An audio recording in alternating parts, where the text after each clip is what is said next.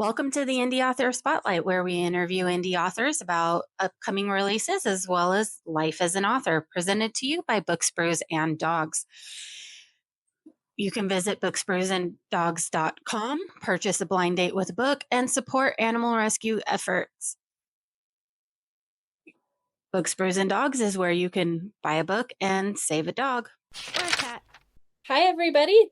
We're here for the Indie Author Spotlight with Sienna Gypsy in Australia.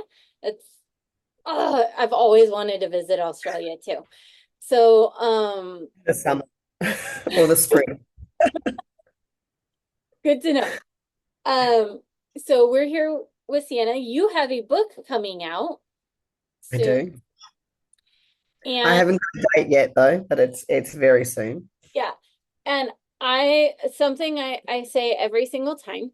I am horrible with names. I have read the first book in the series. It's a 3-book series. So I read the full of the first book, and I can't remember the name of it. Oh, Torture to Bliss.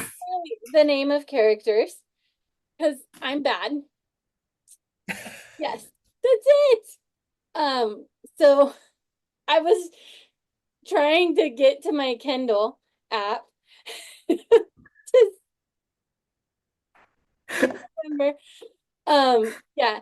So Torture to Bliss, and so that's the first one in the series, and that's where you meet the main character Yes. and Drew and Stasia. Stasia. Yeah. And it's a biker club book, Yes. and it it's got a slight start of enemies to lovers. But not really, because they weren't ever really enemies. She just was very standoffish. But she's so standoffish that you kind of get the enemies to lover. And then as you get, when you realize like the prologue and then meeting this guy, you realize, you know why she's standoffish and why she's so closed off to everything. Mm. But it really becomes like a journey of her opening up and learning to feel safe, even though there's all kinds of crazy things that continue to happen to her throughout. Because like through the whole book, she's a very wanted woman. Is the very unwanted in herself. Yeah. Um, and some people want her because they just need to feel like they have control, and other people want her because they love her. And so there's a lot of kind of self Mm. growth. I feel like I said that wrong the first time, but I'm not sure now that I'm reading. Words are hard. Um, Yeah. and things are crazy. So, as we talked a little bit before we started the recording, I'm in my grandma's old bedroom.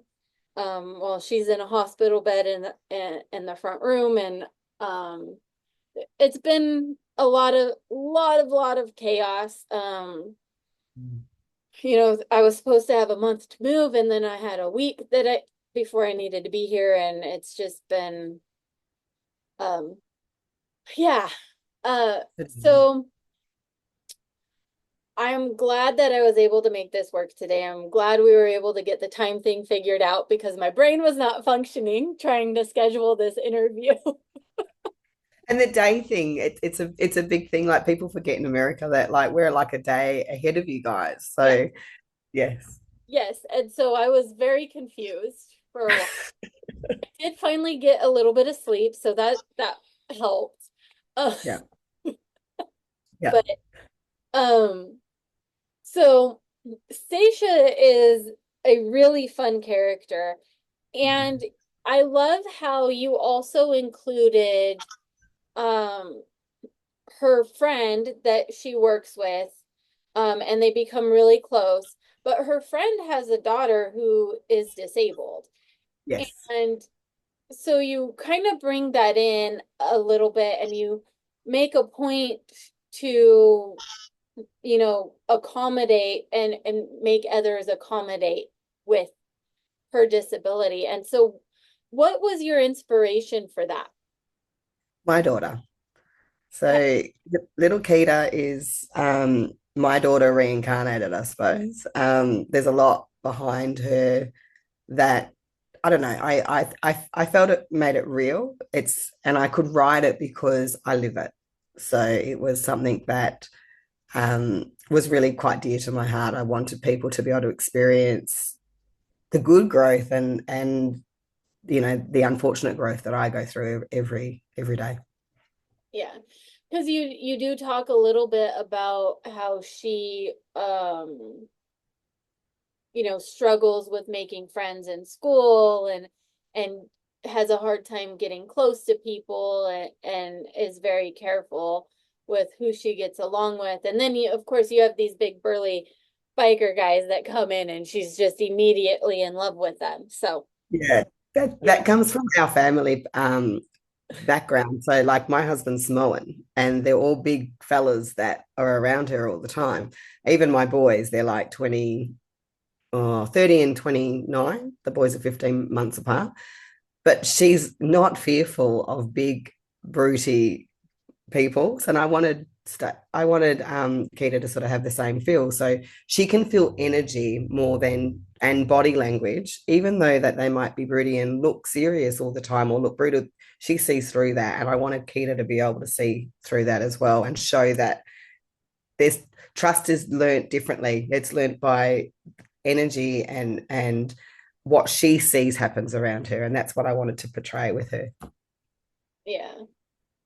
I You'll love. see more of her in book two. So, because that is her Oh, story. yeah. uh, I was gonna get to that. So, and it's interesting because you say she feels the energy and the good energy, but these biker boys are not law-abiding citizens. They might No. be good people, but they're definitely morally gray. Yeah. Yes. And That's my whole family. I always say when people go to me, I say, what are your books about? I always say to them, my life on steroids. yeah, So it's we're married to a Samoan and we've been married for 20 or 30. How old's my son? 30 years. Um, I've been through some very morally grey areas, is what I'll say. yeah. I think to a degree, and it's varying degrees always. What are you doing? He He's usually agreed with doesn't me. talk. He usually, I think maybe as he's getting older, he'll be 4 in January, Oh, and he's beautiful. starting to talk a little bit more, but it's so rare to actually hear him make husky noises. I would always tell him he's my broken husky. Um, He but is gorgeous. He's so gorgeous. thank you. He knows it. He knows it too. Um, so, but we all to varying degrees deal with some kind of morally gray something at some point in our lives. And I think that that's a big part of what draws us to those characters is it kind of lets us bring that shadow of ourselves out and not feel so ashamed of it or so bad about it when we're reading the books because we all have the friend that maybe stole something that we didn't say anything about, or we have we all cheated on a test, and those are very very minor ones, but there's definitely a lot bigger things. um you know uh I definitely drove a car when I wasn't licensed to go pick up my drunk grandfather at one point in time, and so in some ways I was being benevolent by getting my drunk grandfather while I was 14, unlicensed, um, driving his truck to go pick him up so that he didn't drive drunk. But I was also definitely breaking the law at that point in time. And so, there's kind of like, there's always these situations where you're like, well, which is worse? Yep. You know, Yep. I must admit, I do have a hell of a lot of those situations. When you're talking about you picking up your grandmother, I was a very young mother, and I would be out at nightclubs. The boys were old enough to be at home on their own, and they'd look after their sister. And I'd be out at a nightclub because I'd drunk at home with a girlfriend, and we decided let's go. And the nightclub's only down the road. And I remember ringing up my son who only had a moped, and I'm like, "Come get me!" And he's like, "Mum," and I'm like, "Come and get me." So yes, we've had some fun. I've definitely had a colourful life. So, so I love, and I feel like that is becoming more prevalent, like the morally, my goodness. Hi, buddy. Hello, gorgeous. Look at you. Here, lay down. He's like, I was laying down. Are you on up? Murphy, up. Seeing if I could get the other one up there, um, but I'm loving that, the morally gray is becoming a bit more prevalent, because it's allowing us to kind of, I feel like it allows us to speak to that shadow side a little bit more. Mm. Yeah. Lay down, all the way. There you go. You'll get one too. Can we get his nose in there at least? Yeah, he's good. He's grey as well. Looks gorgeous. Yeah, he's a gray pitty. Very good. And they're called blue, aren't they? The grey Yeah, ones. they're called blue. So, but I've been really loving that aspect of like the morally gray and it becoming, not that you necessarily want to be dating the morally gray person all the time, but it allows us to kind of see the things we've done in our past or have had to deal with and go, you know, sometimes that's just how things are, and connect on that. And I think that's part of why it's become so prevalent too, and why people are feeling so. I also think it's a great way to realize, so many people jump and judge because somebody's done something wrong. No one ever looks at the reasons behind why. Like, is there a reason behind that it couldn't have been any other way, that it had to have been that way? It doesn't mean they're a bad person. It just means that they had to follow this line of thought, like, or this line of reasoning. I've learned, I mean, 15 years ago, I was the right and wrong person, where now I sort of sit in my center and listen to both sides of stories to go, you know what, now I've listened, there wasn't any other path for you. You had to do it this way to come out where you are now. So I try to take that into my writing as well. So you can see the depth of how far somebody will go for somebody and the reasons why behind it. Leave the treat jar alone. You already got some. All done. All done. Some of their commands are also accompanied with sign language. So that. Like when I ask them if they want dinner, I'm always, you want dinner? Yeah. Probably shouldn't say that right now. It's right about that time. It's gonna be a little late today. Yeah. But, I love how much of your life and your experience you're bringing into your book. With just how the characters interact or things like that. I'm really hoping you weren't Stacia at one point, because that girl, oh, that poor woman. The things you I've been told, I have been told I make memorable moments, but I'm not as bad as Stasia. yeah. So what was it? So we haven't actually talked about what happens to Stacia. It's just that she kind of goes through hell several times. So Yes. in book one, you have Stacia, and you do the prologue where you kind of explain what she's going through, and then you jump into her being out of that. Like Yeah, you have her get rescued, and then you jump into her being out of that as the start of the actual story. yeah, So in the prologue, she was rescued by a biker club from her dad who was using her. I'm I can't remember if I can actually say this or not. yeah. And She was have in an abusive life, so I think that's the best way to put it. Like he wasn't a stable man, Yeah, and his morals were dark. yeah. He definitely abused her in a lot of ways. Yeah. So I can't remember if I can say the words or not and not get in trouble. Yeah. So I'm Leave gonna it for mystery. Let's leave it for mystery. yeah. Um, But so it's something that she definitely needed help to be getting out of, and it's not something that no kid should ever go through. But it's good that she was saved, even if it was from some morally grey people. yeah. And when you start the story off, she meets her love interest right away.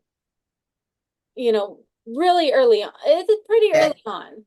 In the first, yeah, I think it's the first chapter. She does meet her love interest, but the prologue's years before that. So yeah, Yeah, because it jumps 6 years, yeah. I think, from when she was rescued to Murphy.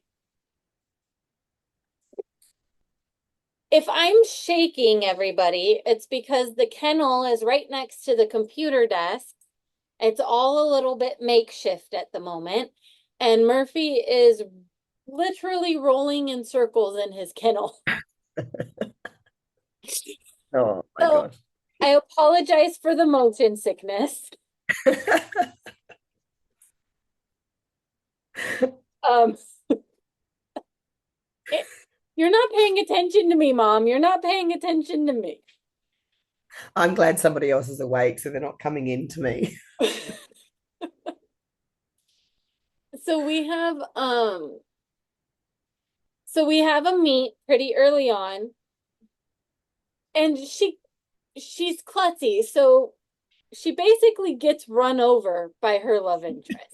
She does. And I thought that was such a unique way of having them meet, because it's usually like they meet in a bar, but they don't realize that they were at the bar at the same time or standing next to each other, or you know they ran into each other at a coffee shop, or there's or they work together. This is complete 100% her chance. She was happened to be on her way to work that day at that time. He's never driven that road before, or like he was on it randomly for some reason. And Yeah. I think you even made a point to be like, someone was like, why were you even over there? And he's like, this one thing out of the blue had to, there was like a cop or something and he was avoiding it, or it was something he was avoiding, which was the only reason he took that route that day. And Yeah. so it was like meeting of the fates, but completely by chance, Yeah. runs this woman over because she just wasn't paying attention. And he's trying to be nice about it, and she's a total dick to him the whole time. And he's like, "You're the one who ran into the street. Like you ran into me." She's like, just get away. I'm fine. Get away. Yeah. And so it's I loved that meeting. It was hilarious. It made me laugh. It was great. And then as he gets to know her a little bit and comes back to check on her, and is she's still kind of ornery and everything, and he gets to know her a little bit, and he's like, something happened to you. Like he can tell that there's trauma. Mm. And he's very aware of that. And he's trying to get what he wants out of her, and which is for her to open up and to want to be with him, but he's also kind of like, I want you to tell me things, but you're not telling me. And he's super overprotective, which is kind of what she needed in order to feel safe. Yeah. If I had a guy that was that overprotective of me, I'd probably be in jail. I'd be like, get away from me, or I'm gonna hurt you. Um, but I like the idea of it. Like I love the idea of the overprotective Mm. lover in a book. But Yeah. like I didn't even change my name when I got married, and why aren't you changing your name? He doesn't own me.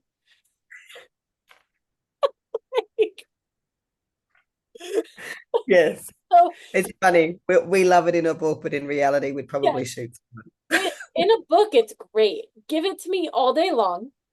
In a Yeah. outside of that, keep it away. You Yeah. can stay over there. I'm not okay with that. Don't touch me today. But he's a really interesting character too. Yeah. Um, because he is essentially written as if, you know, the looks and stature and authority of like, higher up in the biker club, the looks and stature of any Playboy model type thing, maybe a little sturdier than that.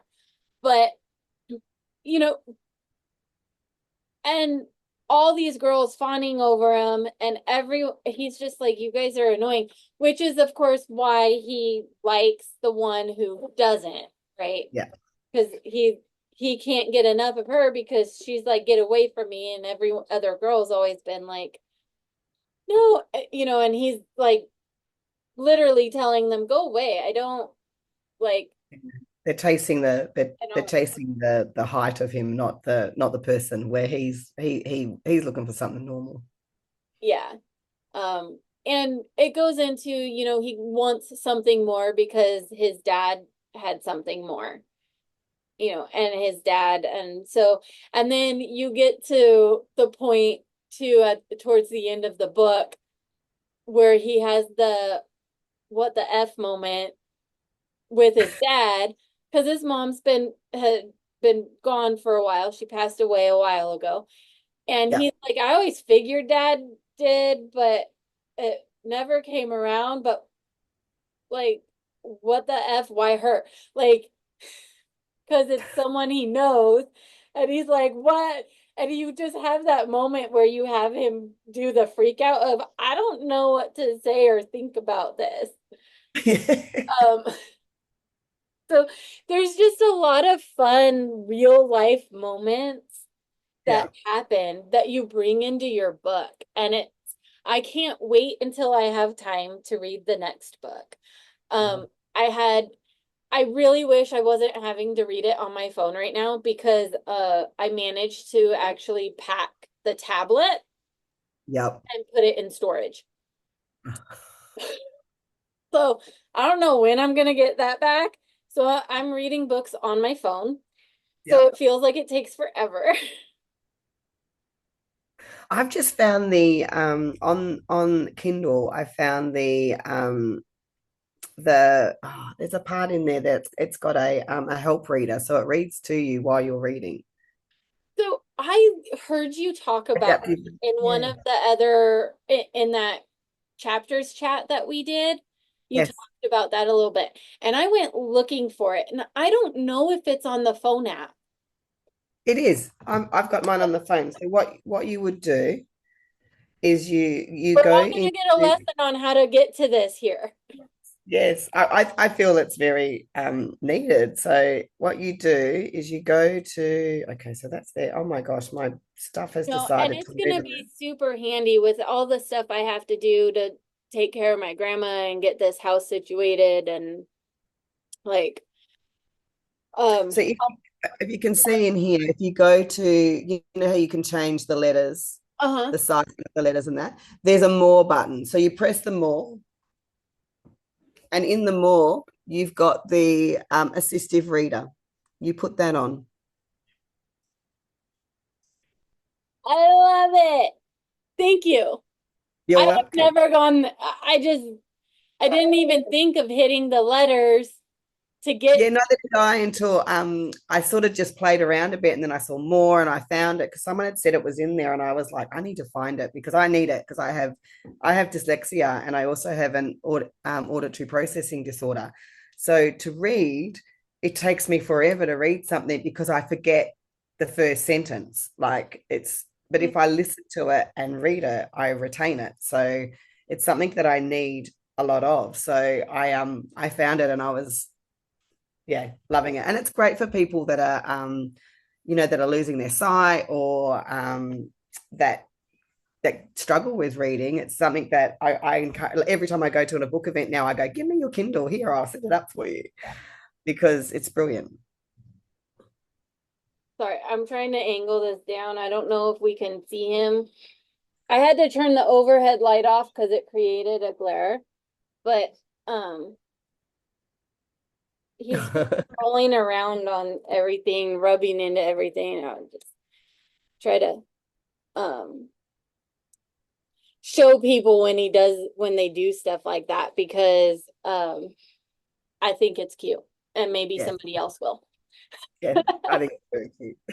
So yeah, no, all of that stuff is really important. And you of course probably have an extra understanding because as we talked about it a little bit earlier, your daughter with disability, and then our previous conversation, you also mentioned you work on top of your daughter with a disability, you work in the disability community. And so having that understanding of like the accessibility for things.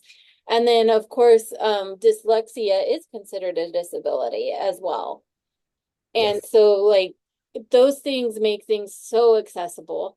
And I'm over here going, I need it so that while I'm cleaning my grandma's house, I can still read.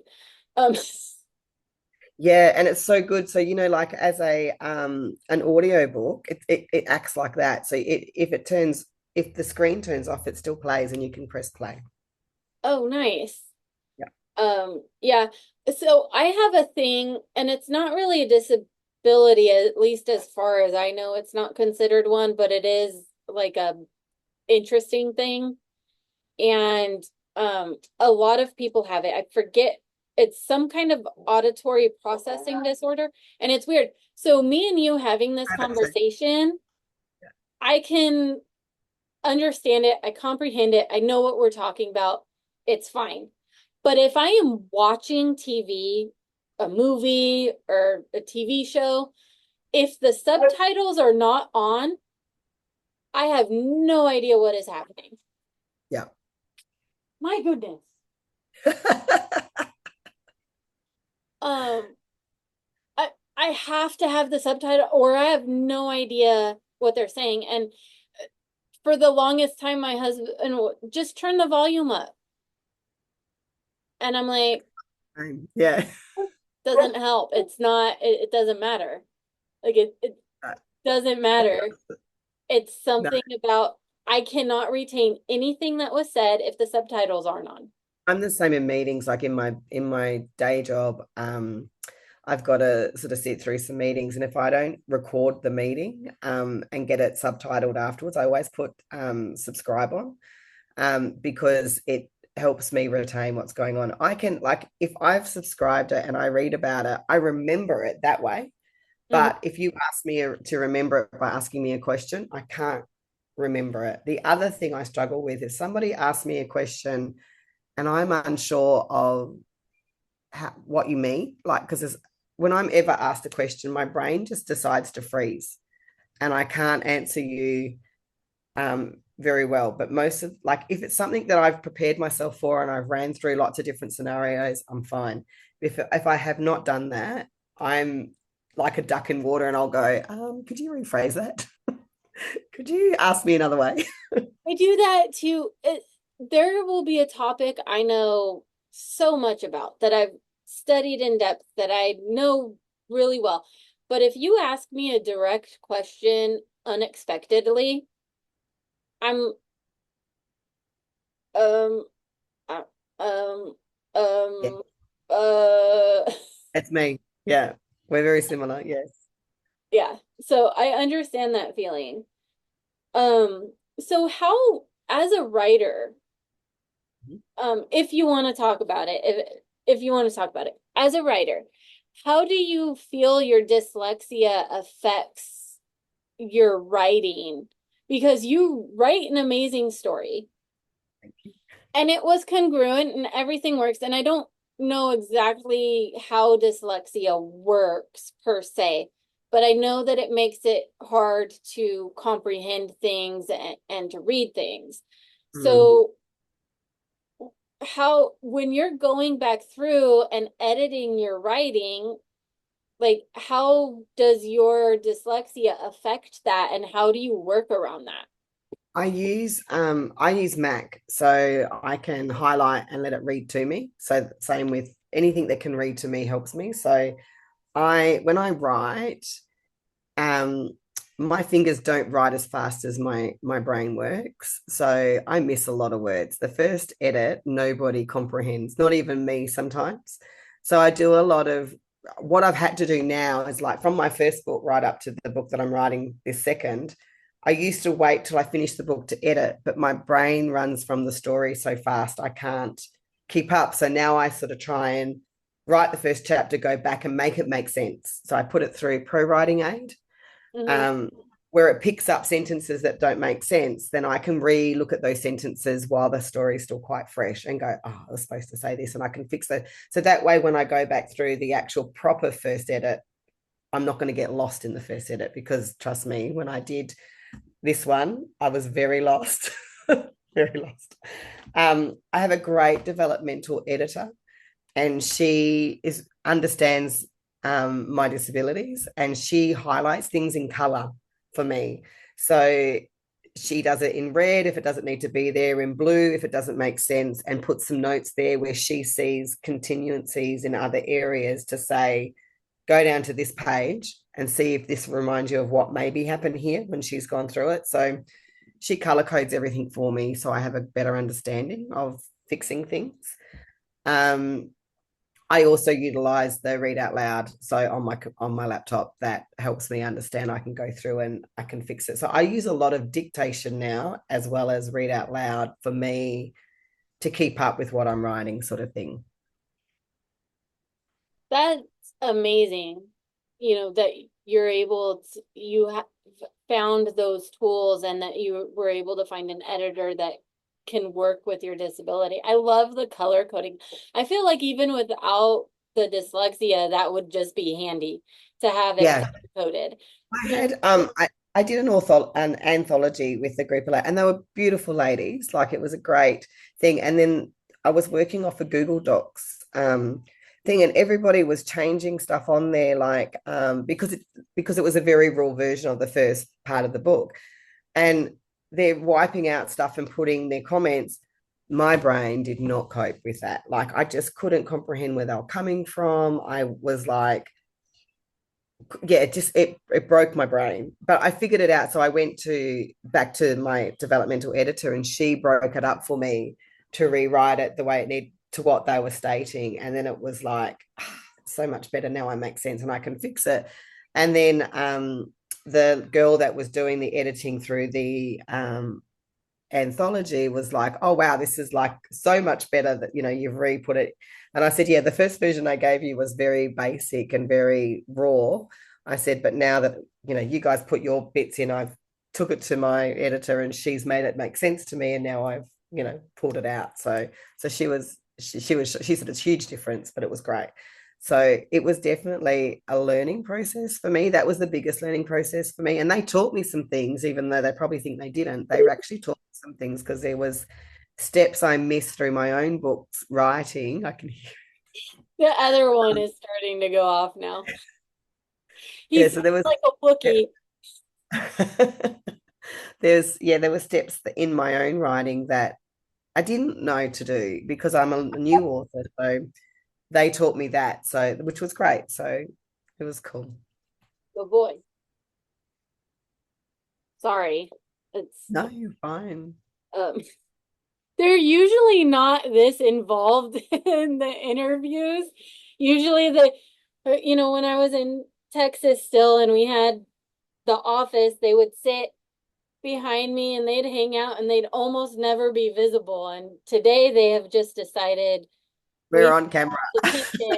They've ignored me all day. Yeah. They ignored me all day as soon as Yeah. I sat down to do this. So Yeah, yeah, yeah. I love I love that you've been able to work through that because you have such an amazing story and I can't wait to learn more because the way that this one ends, Stacia gets saved and it's not exactly the end of her story. I'm sure we're going to learn more and there's continued growth there, but it kind of you know, puts her story, ends it in the middle a little bit and preludes to the start of a completely new story where we're about to start Kata and her mom's story. And we're about to get that story. And we've already met Kata's mom's lover, and I can't not I'm trying so hard to remember Kata's mom's name. Bullet. Oh, Sophie. Sophie. Sophie. Yeah. Yeah. And Bullet is the lover. Yes. He's a And very strong, different sort of lover. Yes. yeah. And I'm very excited to learn more about them. Love this story. So now I now do. that I have the reader, this is gonna be so much easier because while I'm out there taking care of grandma, I can have my headphone in and Um, um so but beautiful, beautiful stories. So I haven't had we need to talk about book 3 because that's the book that's coming out. book three's out now, like it Oh, came it's out. out now. It already came out. Yeah, Oh, so book three's out now, and I'm working on book 4 that'll be coming out in a couple of months. okay. So So yeah, so fire and ice. Okay. See, my brain is all over the place right now. You know, becoming a caregiver unexpectedly out of nowhere a month ago just or I guess technically I got here about 2 weeks ago is oh man, 2 weeks and all the things I have to suddenly do and figure out and um the paperwork is going to bury me alive. yeah, But and I was already scatterbrained of a little bit anyways, just trying to run my own business. Now I got this. So um putting up with me is probably gonna be a little bit hard. But we'll get through it. I'll get through it. I'll find my feet at some point. yeah. Um so So yeah, 3 already because I've been sitting here this whole time thinking book 3 was coming out at the end of the month for some reason. yeah, it came out in end of May. And oh my God.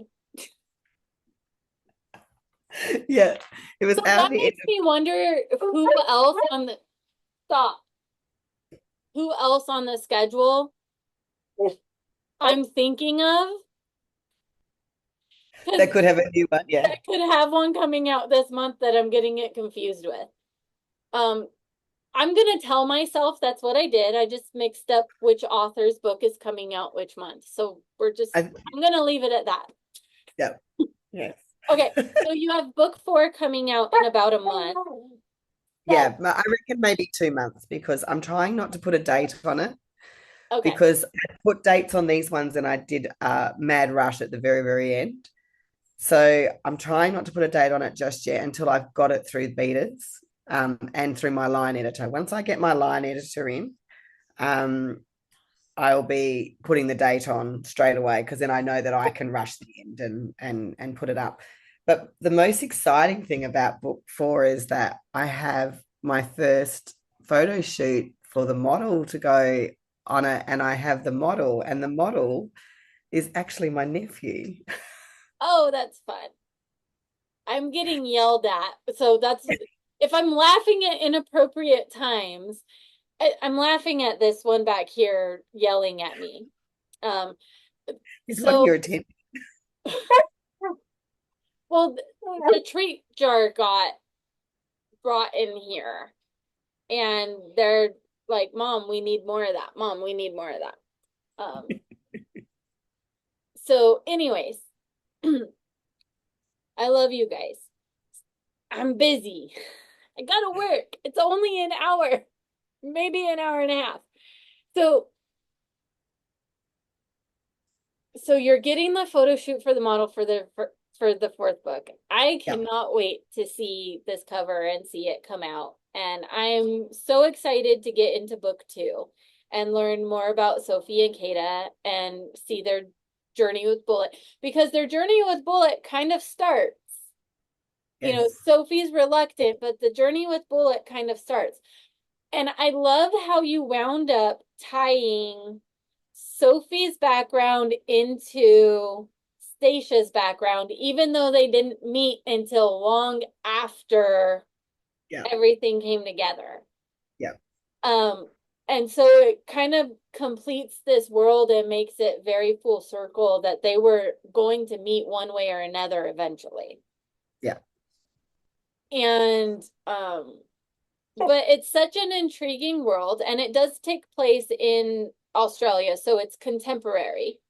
Yes. Um, but like the world of these characters is so intriguing and interesting. And I will say, I knew as the only character that I knew was involved was, I think, Stud or Stub or something is what he was That, yeah. called. Yeah.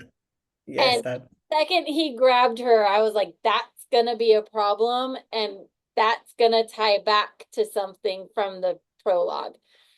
But that was the only hint that you get, Yeah. or at least that I noticed, of Yes. But there's a something few good, is there's a happening. few twists. There are a few good twists in there where I've had messages from readers going, I did not see that coming. Yeah. Um, Drew's dad at the end Yes. and how that works out threw me for a loop. He's another reason I need to get to book 2 and 3, because there some shit's gonna go down one way or another. It's gonna go down, and what is gonna happen? How is this gonna go?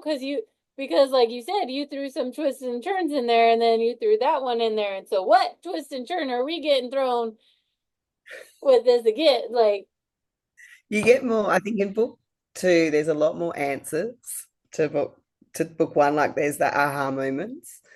Um, but then there's a war in book 3, a beginning of a war. so this is all the prelude to. The big, like, so the big picture of what's going on with the girls, and then you find out later that it's the I suppose you could say it's like a trafficking ring, and Yeah. they get pulled into this. So, and it's bigger than way bigger than they thought. Uh, kind of like some files that have gone missing lately, huh? Hmm.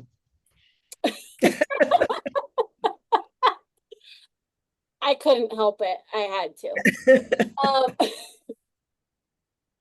So on to different things. Yes. I am so excited for these books. What other projects have you done? I have done as I said before, an anthology, and that was a paranormal. So it was a rewriting of Beauty and the Beast in my way of, but making, instead of being a beast, it was wolves. So um, I have done that. And I'm in the middle of being asked to do another anthology for a book signing that I'm doing in next year in, oh, when is it? I can't remember. I think it's in middle of next year, but it's got to be ready in April. So it's only got to be 20,000 words. So I've already sort of planned it out a little bit. It's sort of come to me like a hit. Mhm. Um, so I've already named the title, which is Queen of Smoke. Um, and she's the top dog. So it'll be interesting to learn her story. So I've planned out a little bit about it. I've just got to elaborate. And I'm never somebody who plans. This is new for me. I'm a pantser. I can't tell you the end of any story that I write, and I don't know it until I'm about three-quarters of the way through, and then all of a sudden it just goes, and I'm done. Um, where I've never actually had a vision of, oh, this could happen, oh, this is going to sit here and she's going to have this. And I've written this down for the first time and I've gone, oh, this is coming into play. So it's nice. I'm getting puppy dog eyes at the moment. I can see. I can only see the snout, but I can see. Yeah. So, um, so the Beauty and the Beast anthology, I did an interview with another author earlier, Jonna D, and she had some really fun books that she did, and she had a really nice half fae, half vampire book that was a lot of fun to read.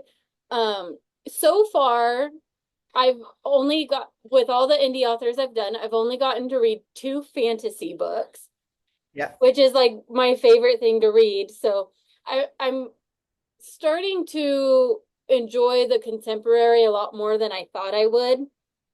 Mm. Um, I think you're either a reader that reads contemporary as a palate cleanser or you're a reader that reads fantasy as a palate cleanser. Like it's one or the other.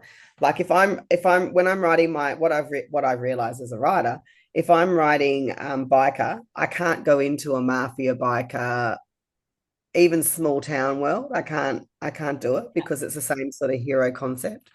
I can read fantasy when I'm writing my biker. Because if I actually read anything like that, I actually won't write for 2 months. Like it actually puts a dead stop on what I'm doing and I can't go back into what I'm writing. So I've learned that. So I will read the opposite to what I'm trying to write. So, Interesting. Um, yeah. Yeah, so I probably normally used contemporary as the palette cleanser. Because mm. I read contemporary just not very often. Um, and I'm starting to enjoy it a lot more. And this is the second biker one that I've read because I read Gigi. I know you and her have Oh, yes. your Yeah. things you do on Instagram live on Mondays. Yes. You're And we writing. do. Yeah, writing sprints. We do Instagram live on Mondays. We do Substack on Wednesdays because we're both on Substack. And then we do TikTok on Fridays, which is really cool. Nice. Yeah. And then, so I know you guys do that. I've watched that a few times. You guys are a lot of fun to watch. Both of you have been amazing to talk to. You were both on chapter chats with me, which I would love to get that going again. Um, Mm. it's That was a ball. I love being on that. That was great. yeah, and it was I will get it up again. But I just got this started and then life hit and things are crazy and You'll I find will your pull feet. through. So far, I have not missed a single author interview. Even with all the crazy going on and moving halfway across country, I didn't have to postpone or anything. So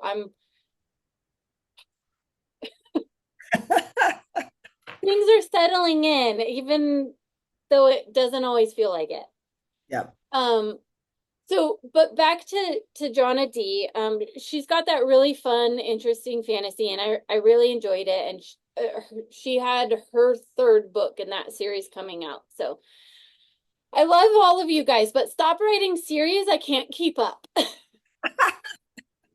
I can't it's funny. When I wrote Torture to Bliss, I originally wrote it and it was really quite dark. And I had it on Wattpad. And I was never gonna release it. And Especially that first prelude, which was my first chapter. It was really quite dark. And then I had so many people say to me, "This is like you need to publish it," and I was just like, "No, I can't publish it." And they're like, "Yes, you need to publish it." And then I was like, maybe. And then I got the guts to sort of do it. And then not even my husband knew that I wrote, or my children, or anybody had known. I think my husband thought I was up because I wrote it all on my phone. I didn't even have a laptop. I was Oh, on my wow. phone writing it. So he just thought I was on the phone all the time. I'm getting a bit confused why. And then I showed him the story and he was just like, whoa, you did this. Um, so yeah, so then I decided to put it up on my own. There was a lot of, with my disabilities, as I've spoken about, there was a lot of problems with it. Well, not just editing didn't get done. I didn't have the money to edit it. And I was, yeah. So I did end up taking that one down because it was called Unchained. I still have the original up here. It was called Unchained, and I met my developmental editor, Jess, and I sent it to her and we worked together on it to sort of make it more, I suppose, well, readable, but also the story that it is today, which is really, really cool. Nice. Um, so I've been trying this whole time. I've also been trying to ask you about your Beauty and the Beast anthology, Yeah, which is yes, why I brought up Jonna D. Um, yeah, it's so easy to go off on tangents. yes. Um, so she is doing a Beauty and the Beast anthology that um it's different people from around. There's several different authors doing it, and they all do. Oh, we lost my camera. Yes. What happened? I don't know. There we Oh, go. there you go. You're back. I don't that I must have knocked a cord or some or cord must have knocked. Okay. So she did she's part of that. They're each their own individual book, so it's not exactly an anthology because I think they're releasing them at different times, like in sequences. So 1 month and then the next month and that month. But each author has to do a story of a retelling of Beauty and the Beast from somewhere around the world that uses a different beast from that region that they were. Yep, yep, yep, yep. And so is yours different from that, or are you part of that? Definitely a different story. It's got the same outsider story of where they were cursed. He had to find his true love to come out of the curse. That part stayed, but the rest is different. Okay. There's So you definitely an out story of someone wanting to kill them, but it's more of a witch. okay. But you're Yeah. not part of that author group that's No, doing. no, no, no, No. no. I did. Mine was called Reloaded Tales. I think it was called Reloaded Tales, or Reloaded Fairy Tales or something. And that's sort of how we did it. It was from the baby author group. So the group that was in that author chat was, I'm pretty sure, probably most of them were in this whole fairy tale Oh, neat. rewrite. Yeah, so I've done an interview for Lauren and then Grace Weiss, and I have a couple of other interviews lined up for an anthology that Lauren was a part of. And Yeah. so I have a lot of the authors for that anthology lined up that I'll get to meet. And so I've Some of those might be in their last anthology because I know they're doing another anthology that I had too much on to sort of put my hand up to get involved with. mhm. Um, but I think it's a Why Choose anthology. And I don't sort of like, I'm not at that stage of writing that sort of, my books are probably a two chili pepper, I reckon, maybe three, but not further than that. The stories, I don't know. I've been told my stories are a stronger suit to the romance. There's definitely romance in there, and it's quite strong, the romance, but it's not.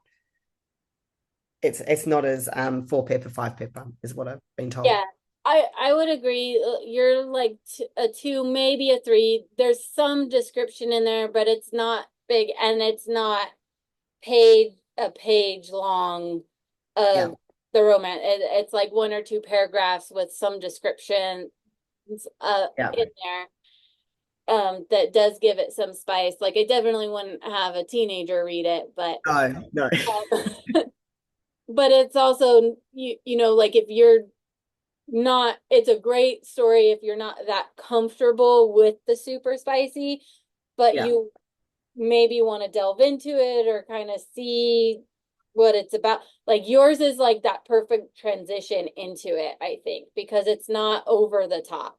Now, Thank you. if That's what I wanted to sort of put, because I know when I read, me as a person, like I think we talked about this before, there's so many different readers out there and each to their own, but everybody has what they love or what they don't love. And it doesn't mean you don't like the book or the story. Where I know that if I read something that has a lot of sex in it, I tend to skip, fast read or skip over it and get to the story sort of thing. I want that, and I want to hear it and see it, and I want to know that they've got that involvement. But me as a reader, when it goes on and on and on, I tend to just go, oh, I'll get to the point and go to the next part. And it's not anything bad to the author or anything. It's just me. I just want to go to the next point once I yeah, know that, all right, you've done that. Let's do this. like when some authors that um write so descriptive the room, and I love good descriptions of the world because I'm one of the visual people. Like I create that world in my head and I'm like walking through it as we're doing it. So I don't know that I necessarily see myself as the main character like some people do. Yeah. But I definitely feel like I'm maybe an astral projection in this world, walking Yeah. through and seeing all the things happening as I'm reading. Right. I did get a comment from somebody once, which actually I wanted that feel, but I didn't know if I actually gave that feel. And she sort of said to me, you create a world where I'm wondering what they're up to all the time. Like I might have put the book down, but I'm still back at them going, oh, what's Drew doing? Or what's Bullet up to? Or what's Knight doing? He's such an idiot. Yeah. So I wanted that. I wanted them to feel part of that family. And I didn't know if I portrayed it, but having a few of those comments come back at me, I'm like, oh, I did portray that. You did like you did a really good job of making us understand and feel like we could be a part of this motorcycle club. Like that we could, they kind of do feel a little bit like family when you're reading it. Like you want to, and so you're learning about them, but you're also feeling like you're hearing stories of like, you know, people that Yeah. like you're learning their history or something. Like it's so you get really you do get for all the non-coziness that your book is and all the crazy crap that happens in your book, you do feel really close to the characters and kind of that cozy closeness with them. That's Um, why I came up with the tagline. I came up with the tagline for myself, Love Blooms in the Shadows, because I felt that really, I yeah, suppose, is me. Like it's what I like to write. and you really get that. I felt it a lot in the prologue with Cobra. Yeah. And you feel it a lot I feel it more with Bullet than I do with Drew, but that's probably because Drew was like the love interest character. And so, he's so focused on Stacia that, but Bullet has a little bit wider perspective, even though he's very clearly focused on Sophie. Uh, Yes. Yeah. but he seems to have a broader perspective of all the things. Yeah. So, um, she did get it. Okay. Sometimes she doesn't hear her phone ring, so. Um, we have it's such a great, I don't know, I really, really love the books. I had so much fun reading it. Um, and I'm so looking forward to more. I'm looking forward to the fourth book, and I haven't even gotten to the second book yet. Um, I'm actually like as I've learned, obviously your writing journey changes with each book. My line editor actually sent me this message and it really hit my heart in a good way. She was like, I've loved being your line editor through this journey. She goes, your growth is huge. And I was like, oh wow, that's like really cool. So, and she's like, I can't wait to do book four. She's and to be honest, like book three was my absolute favorite because it's Crip and Mirror, and their story started in book one, as you would know. yeah, And watching them evolve in book three, that was my and I thought Crip was going to be my ultimate man, but man, book four has taken it to a whole nother level. And I said to my PA, oh my God, I'm so in love with this book. And but I've brought a lot of culture into this book because the main character is Samoan. And I've brought a lot of culture, which is my life, yeah, into book four. So, and I've had my cousin-in-law really help me with the cultural side, even though I know the cultural side because I've lived it for 30 years with my husband, and we do sort of put the kids through a lot, but it's hard because it's a mixed bag with culture with my side and his side.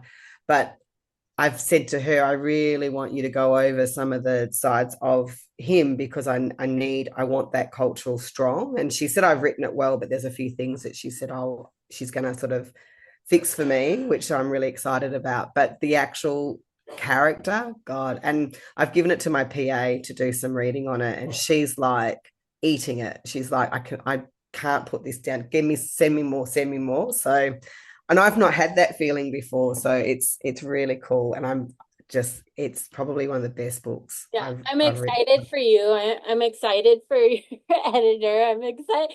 I'm just excited for all of the things right now. There's so many good things, and starting this journey of it, Murphy, settle. Come here. I'm sorry, Murphy. That's okay. Up, lay down, lay down. Good boy. The people behind us in my grandma's backyard back there, sorry, um, are working on their house. And Oh so yeah, they pull out the saw and he goes crazy. Um, yeah. so, um, so you have so many good things happening and so many good things going on, and I'm so excited for you. And starting this journey of doing these indie author interviews, I have met some of the most incredible people, and I can't sing enough praises for the people that I've met and talked to and the journeys that they've gone through. And that really is my favorite part of talking to you guys, is learning your journey and what got you started and what are the things that are hard for you and how do you get through that. And what part of the books have you written include your life, and where did you draw that inspiration from? And it's so much fun and it's so amazing. And I try to make sure I read at least one piece of work from each author I've done an interview for. Um, and all it does is make my TBR incredibly long, and because now I have all these other books that I want to read.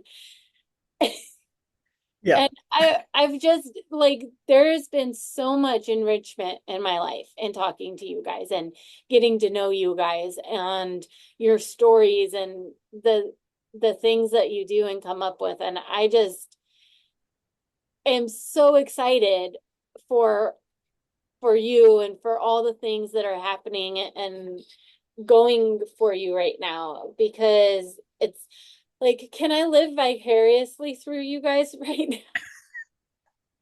I believe, like, actually, Gigi and I were talking about this not long ago. She brought it up in an interview, and then we brought it up on one of our lives. Um, you need to do something for you. I spoke with you about this earlier before the Yeah, interview started, and it was I spent a lot of time.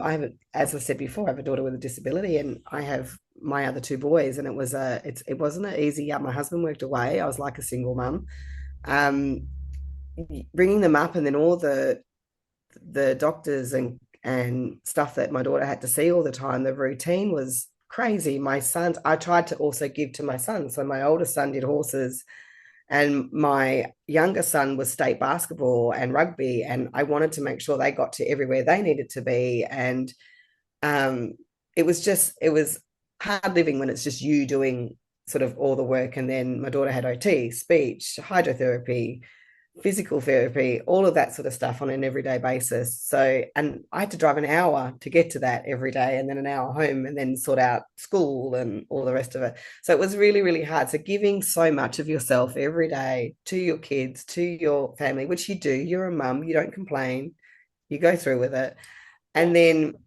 working in the disability sector as well, you give a lot because families, they don't mean to lean, they lean, and you can't help them unless they do lean. So I have that side of things as well. And I never had anything for me. So the writing side of things became me. And it was my time and my thing. And it's really like given me, I don't know, I don't even know how to explain it, but it's given me growth I didn't know I needed.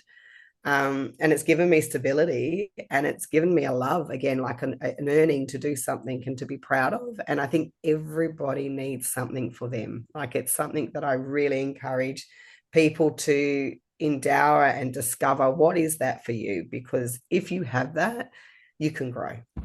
Yeah. And I'm really glad that you discovered the writing because your story was incredible. It was so much fun to read. I love the characters. I'm looking forward to learning more about them.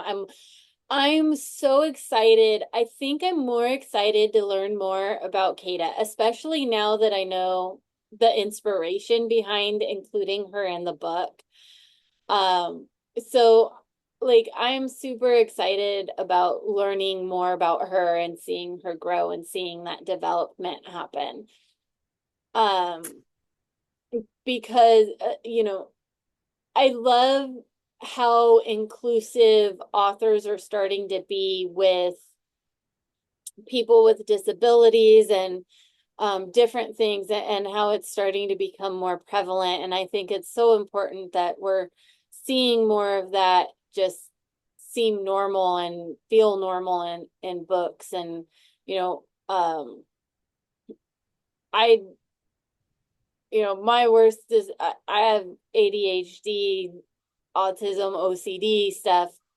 So, like there's stuff there, but it's not as bad as other people's and we all, but just the fact that people are, starting to feel comfortable including that in more mainstream stuff. And I have noticed I've seen it entering more mainstream things, but I see it a lot more in indie author books than I do in any mainstream book. And I Yeah. think a lot of that is because, they don't realize that maybe um, publishers don't realize how much people actually want it. And Mm. so they think it's not going to sell, or I'm not really sure. But Yeah. They're probably scared also of backlash or something that's not conceived as proper or well written or what. But when you're telling something, I'm a big believer when you're telling something from your own point of view because you've lived it or you've been a part of it and you've researched it. I think it's very hard for an author to portray somebody with a disability if they've never been around it, because there's that levelness of probably getting it wrong, and people judge. Um, but when you've lived it, and I was very, because I went through this period of going, what if they look at it this way? What if people look at it that way? And then I thought, no, this is my experience. I'm putting it through, and I can come back at people with my own experience. And it's not about people. People shouldn't judge it. They should say, I haven't written her for people to feel sorry for her. I've written her because you'll see that she's a powerhouse. She actually has her own identity in this. And I think what people miss with people with disabilities is that they do have their own identity. Just take the time to learn to know them. Yeah. And you definitely don't feel sorry for Kata. You know, Mm. at least I didn't. There wasn't any kind of anything that you indicated where she was, suffering because of the disability or anything like that. Like the worst thing was she had a hard time making friends and connecting with the kids at school. And I'm sitting there like, who didn't? You know, that's something that at some point we all experience. And so, but I really enjoy learning more about these. And when I see certain things come up in books, I like to take the time to go learn a little bit more about it. And by no means am I trying to become an expert, but like, oh, like I didn't know that was a thing. What else happens with this, or what else happens with that? And um I also just because I used to be fluent in sign language, and I grew up with people that were deaf. When I see it in books, I get really excited. And it's probably one of the reasons I'm also like, even though I'm not necessarily signing, I'm always doing this, and I'm always, and my face I, is very exaggerated when I talk. And a I lot sign for a lot. Yeah, so I hear you, and you do, and you sometimes you sign without realizing, or you use your hands more because you do sign, and sometimes I'm signing exactly what I'm saying, and then I'm like, "Oh, stop using your hands. You don't need your hands right now." Yeah. And so, while I'm not deaf, I've um developed that because I used it for so long, and I really do need to go back and relearn it and um kind of get back into it because it's such a beautiful language. And so, seeing deaf people in books, and she was really young in this book, so that I don't recall a lot of the signing and things happening. Yeah, so But in book two it evolves because um a beautiful thing that had happened through book two is I'll say this part. Um the club realized that she was going to be deaf, but Sophie was taken, and I'm not going to tell you for how long. But while she was taken, the club made sure they learnt sign language, so when they found her, they could talk to her. So, and they found it worked on their trips, so they could sign to each other on the bikes. Now, I got that information. How I learnt that information was that I did Auslan, was going to get my diploma to be an interpreter, and I had to go through certain certificates to get there. And through getting to know the deaf culture is what I learned, that it's in America. You guys have an island. I think Jaws was filmed there from memory. I can't remember the island. But a lot of the deaf, going years and years back, that's where the deaf were put. Like they were put on this island, I and don't they know own. the name of it, but I remember that. Yeah, so and they signed, but they were all people that worked on boats, and they could sign from far away to get what they needed to communicate, and that's where that image came from with the guys on the bikes. It's sort of like I was like, I could utilize that here. So yeah, so it was something that I sort of put into play. Yeah. Um, I do remember like teaching a couple of my friends in school sign language, and we would sign under the desk, and because it's so like it's one of those things. It's a language that was developed for people with a disability to be able to speak. But even if we're not deaf, the use of it, being I mean, able to I mean, sign from across the room and communicate from across the room without having to talk or scream or yell, and, yeah. and still I'm, have I'm in the understanding. I'm in the petrol station. I know you guys call it gas station. We say petrol station or servo here. Um, I'm in the petrol station, and you can buy coffee or chocolate or whatever, and I'll sign to the card to my daughter and say who wants coffee, who wants chips, who wants chocolate. And my husband always goes to my daughter, "What is she saying?" And she goes, "You want coffee, chips?" And then she'll sign back, "Dad wants this." You know, Jesse wants this, Chaz wants this. So I know who wants what, and I get it, and I go and buy it, and I don't have to race back to the car. I can just see her signs through the window and know what to get, sort of thing. Yeah, It's a great thing. Like it's actually quite. like it's handy. It's super handy to be able, and well, and like audiobooks and things like that for people that have a difficult time reading, who have dyslexia or something like that. Like it's amazing for them, but they're so useful for everybody, because I can still read the books and I can read more of the content and do things while I'm having to do these other things, and while I have these added responsibilities. Well, my goodness. Um, and then even like, so like the ramp that we had to put in for my grandma because she has to be in the wheelchair. Like, you know how much easier it was to get the furniture in the house? Yeah. Move the furniture out when we had to change things around and get the bed and change out the beds and things. Like I could just roll it down the ramp, and so I really wish like we would realize how much like adding the inclusivity Yeah. for disabled can still benefit Yeah. able-bodied. Yeah. I'm gonna have to find a more stable situation. He went in his kennel and my light and everything just everything is makeshift right now, but the Yeah. point got the interview done. Yeah. Point is I did it. I Yes, it still is. did it. And you Through did well. all And the the dog seemed very well behaved, really. turmoil, I still did it. But like how useful a lot of these things are for people who even aren't disabled. Yeah. And No, it's true. really trying, I love that um a lot of the books that I've been reading that include kind of disabled people's kind of bring that to light a little bit. Like they're showing like we have this because of this, and like here your bikers go, oh, we can use this to communicate while we're riding. Yeah. Like they don't need sign language to communicate, but they found multiple uses for it.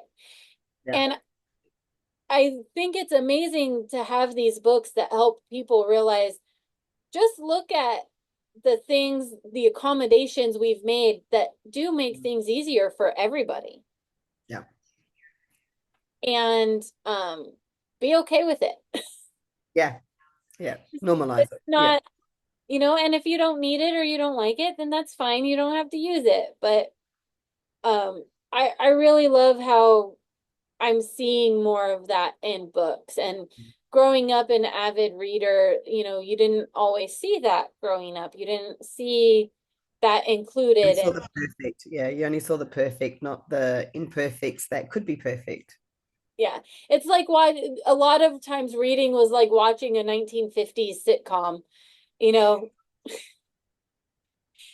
I agree. Everything was Yeah. I Dream of Jeannie and Bewitched, and where like the problems weren't really big problems and they were kind of make-believe problems, and but other than that everything was perfect with the white picket fence and with all these weird make-believe problems. um Yeah. but life isn't that way, and even when we're reading a fictional book or a fantasy book, it's nice to see kind of real world problems in that, Yeah. because it helps give you a different perspective or a new way of looking at it and kind of wrap your head around it differently a little bit, and while Agree. putting down it. I agree. I had a reader come to me, like my very first book event, which I expected to have nobody know me. Um, and she came to me and she sort of said to me, she goes, I just want to say something to you. And I said, what's that? She said, you write real situations. And I went, do I? And she said, Very you real. She said, I can relate. She goes, I've read so many books and I never relate to what they're talking about, but I really relate to what's in your books. And I was like, oh, I said, well, I wanted to have that approach, but I didn't know if it was that. And she said, no, it's really relatable. She said, I just want to honor you for that. And I was just like, oh, thank you. Like, that's really nice. Hopefully not all of them were relatable, but I think that's part of, I like to write real situations because I want people to relate to them. Doesn't mean that it's related to me. I might have seen it or I might have been yeah. a part of it or I might have been in the background of it, but I've utilized it in my own way Yeah. to bring it Like forward. Yeah. the moment in book one where Stacia goes to the club for the first time and you have Kim trying to make her jealous and like that panic moment of like what is actually happening? Am I being lied to? Type of thing. Like that felt really real. Like I could imagine being in, I've not been in that situation, but I could imagine being in that situation of like, mm, what, like how do I get through this? And so she's right. You really do that. Yeah. And you have such an amazing concept, but there are a lot of trigger warnings for your book. Yeah. There's a lot of dark content in your book. And Silver lining too, though. it's not super high on the spice level, but there is some spice in it. But the other content is very, very dark. So Mm. there is trigger warnings there. Um, but it is very well done, and I never felt unsafe. Of course, I've not been in that type of experience. I've never been um kidnapped, but Neither have I, thank someone God. who has may have to really be careful reading Yes. your books. Yes. Like, Yeah. be aware. Kidnapping is a strong theme in this book. Yes. Yes. Yeah. Um, and so it's but they're such beautiful books, and I really wish I'd have been able to get through book two so I could talk about more than book one since you're on book four. Um, I and got on a quick journey. It was a quick journey though. Like they've been released pretty quickly. Well, not as quickly as some authors, but like because I have a little bit more struggle.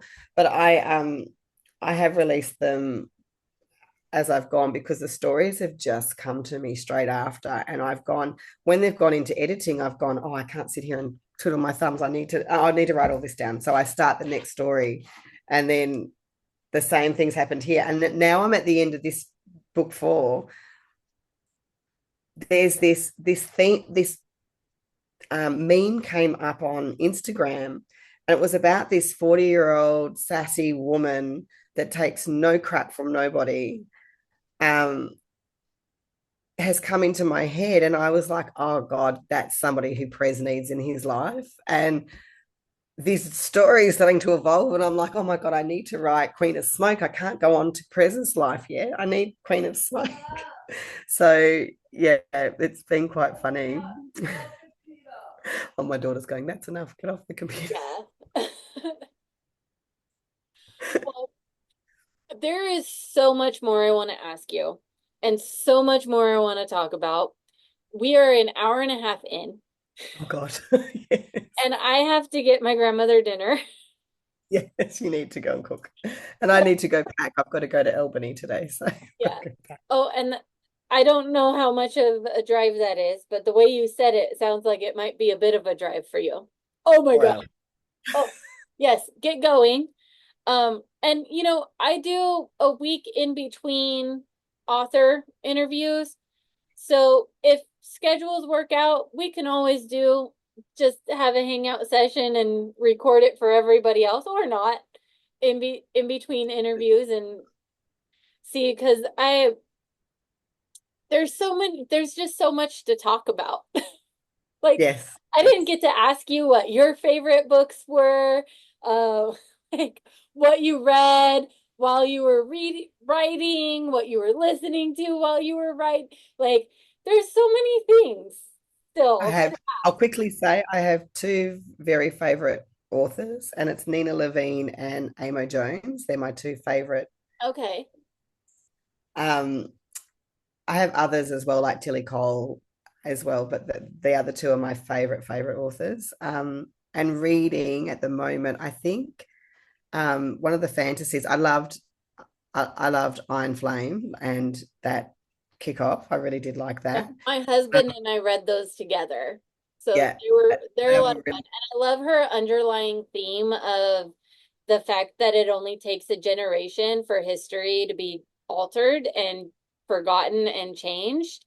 yeah. And so many people focus on the smut in that book that I'm not sure they truly understood that. Like when I read a lot of the reviews or listen to a lot of the reviews about it and things that I'm like, did you miss like the whole underlying current there? But Because I hold the story more than the smart, so I love the smart in that book because I think it's just enough. yeah, But I loved the story in that book. It was brilliant, yeah. And Callie Hart's one, is it Quicksilver? That's another good one that I've read lately that I yeah, really love. yeah, yeah. I think that's right. I think that is on my TBR. I haven't had a chance to read it yet. Because So I going, started but reading the all the story's indie good. author books. Mhm. Yeah, I heard new one's coming out soon, which I want to read, but yeah, it's a good one. Nice.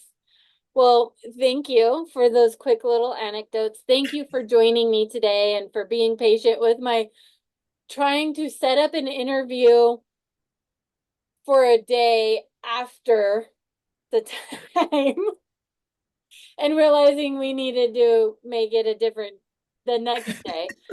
It's fun. But um uh, I'm telling myself when I'm done with all of the government slash medical paperwork, my brain won't be quite so putty. But I'm You thinking will. back, I'm like, my brain was probably always a little bit putty. So I have faith in you. I think you'll find your step. You will find your step. thank you. I have truly enjoyed this, just like I've enjoyed our previous conversation with the chapter chats that we did, and enjoy watching you and Gigi on your Instagram. And I'll put all that information on here. But thank you so much for joining us. And the I'm gonna say goodbye one last time right after I have you do this. Name your books because we keep saying book one, book two, book three, but we haven't actually named the books. So let's go through these books we're talking about. We have Torture to Bliss is book one. I have Illicit Roads. Oops. Illicit Roads, which is book two. And that's Sophie and Kata's story. Yeah, this is Sophie and Kita's story. And then I have Fire and Ice, which is book three. And this is Crip and Mirror's story. And I'm working on Caged Fear, which is Tama and Izzy's story. You would remember Izzy from book one. Yes.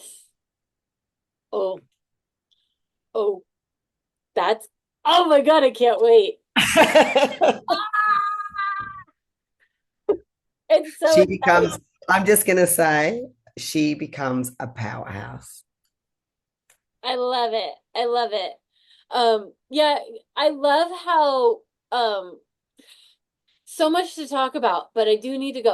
But I love how Seisha, um, even though she's like getting rescued and it's kind of like, but because of her story, and then going it alone for so long, she really was being as strong as she could be.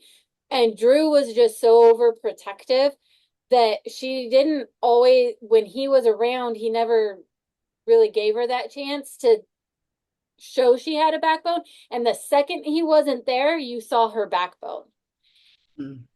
And so I have a feeling that's going to come out a little bit more. Um, She but becomes more leader. Yeah. yeah, so you see, you're kind of like, Drew, you're ruining it for her. Like, but I have a feeling like we're going to see more of that come out. um, Yeah. the way that you set it up hints towards that. So I'm so excited. And again, and truthfully and finally this time, thank you so much for joining me, Sienna. I really enjoyed the talk. I really enjoyed your books. Well, book. I'm Bless. Thank you I'm so sure much. I'm gonna enjoy the other ones, so I'm preemptively enjoying your books.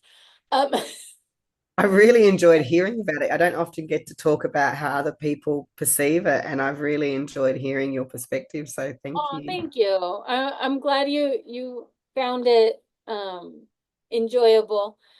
And I'm so glad you were willing to talk to me about it and about your experience, and how you included the experiences with your daughter and used that to inspire Kata in the book, and how you used your life experiences to inspire your writing. And you really do get to fall in love with the characters, and I am so excited for more. I'm so excited to see what else you're gonna do.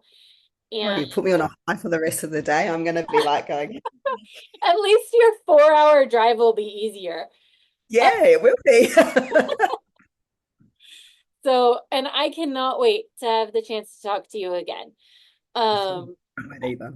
I super look forward to that. Maybe when things even out, I'll be able to be like, here's the new indie authors, and here's the ones I've talked to before that we didn't get to talk about the stuff we wanted to.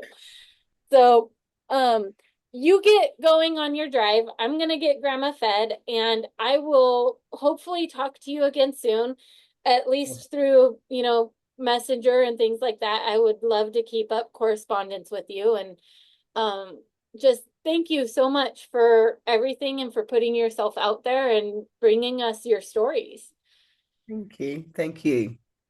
You're welcome. I hope you have a wonderful day. Thank you, you too.